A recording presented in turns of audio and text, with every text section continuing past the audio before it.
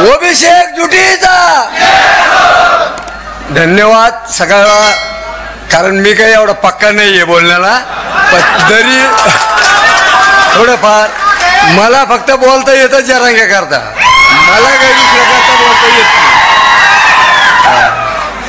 आपले उपोषणकर्ते नवनाथ आबा, लक्ष्मण हाके साहेब, सर्वांची जी आज मला हे जे पाहिलं ना माझं गणगोत,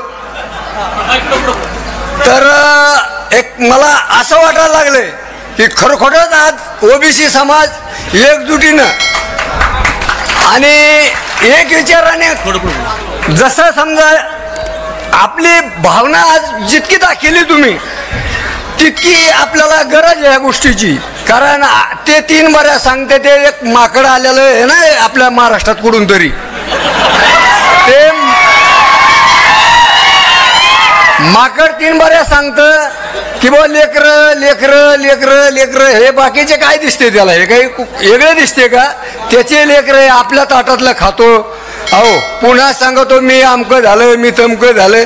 हे बंद करण्याचं काम हे तुम्हा लोकांचं आहे, आमचं नाही. आम्ही आज प्राण हे तुमच्या करता अगदी याच्यावर लावलेलं आहे. आमचे जरी प्राण गेला तर आम्ही मागे पाहत नाहीत, पण तुमच्या लेकरा बाळाचं कल्याण झाल्याशिवाय आम्ही सोडणार नाहीत. ना सरकार ना तो जरांगे. तर माझा तुम्हाला सांगतो म्हणजे मिशीवरला एक केस बी नाही तो. हा जरांगे आहे कोण, कुठला आहे तो? तुमच्या शिवशेजारचा आपल्या समाजाच्या तुम्हाला सगळ्याला माहिती आहे काय केलेलं आहे, कसं केलेलं आहे.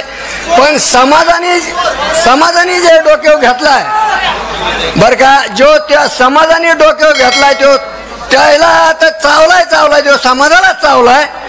आपल्याला चावायला निघाला, पण आपण एवढे सोपे नाही चावायला. त्याला मी एकटाच भरपूर झालो त्या जरांग्याला, बाकीचे तुम्ही तर आहेच पाठीमागे.